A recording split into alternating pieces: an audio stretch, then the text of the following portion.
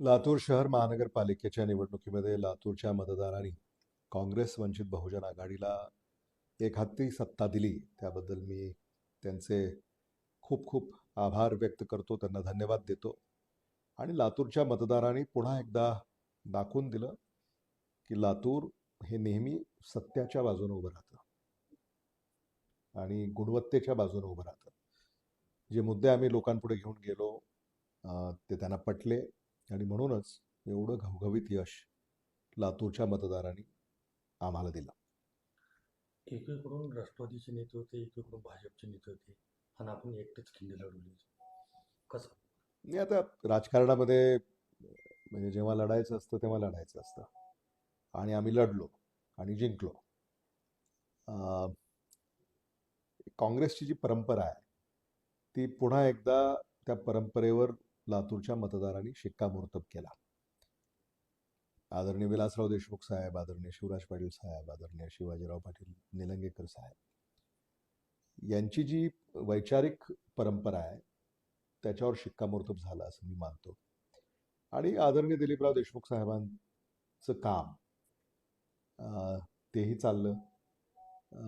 काँग्रेस वंचित बहुजन आघाडी एक नवं समीकरण त्याला लोकांनी उचलून धरलं आणि काँग्रेस वंचित बहुजन आघाडीचे संघटनात्मक जे आमचे सगळे प्रमुख नेते आणि कार्यकर्ते आहेत त्यांच्यातला तो समन्वय, मला असं वाटतं अनेक आणि असंख्य कार्यकर्ते आणि हितचिंतक आमच्याबरोबर राहिले आणि हे यश मतदारांनी आम्हाला दिलं.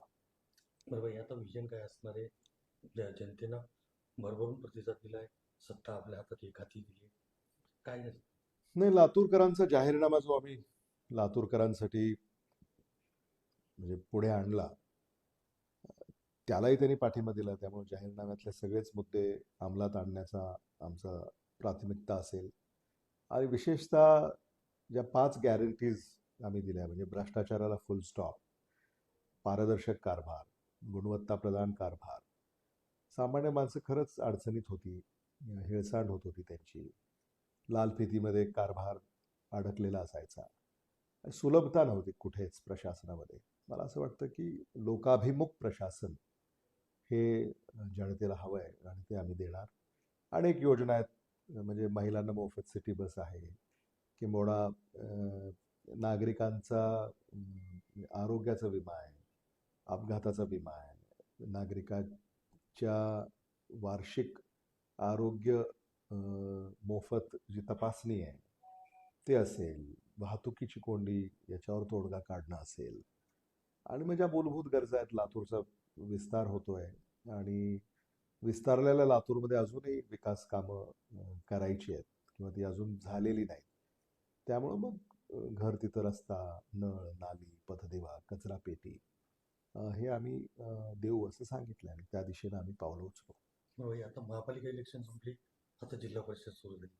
काँग्रेस वंचित आघाडी अजून संपली नाही, अजूनही प्रमाणपत्र घेत आहेत आमचे विजयी उमेदवार. मला असं वाटतं आज सायंकाळपर्यंत सगळं त्याच्यावर शिक्कामोर्तब होईल.